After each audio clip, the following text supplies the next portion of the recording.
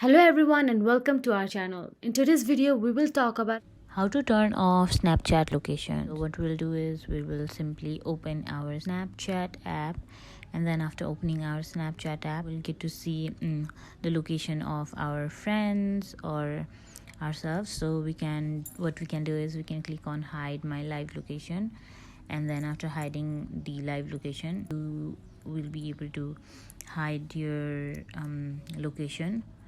And then what else we can do is we can go in our profile, and if you scroll a bit we'll get to see snap map itself. And then after going on that we can simply click on the snap map, and then we can turn on ghost mode, either for 24 hours or until I turn it off. So after that, turning ghost mode on, and yeah, that is how we can turn off Snap's location so that nobody would be able to see your Snapchat location.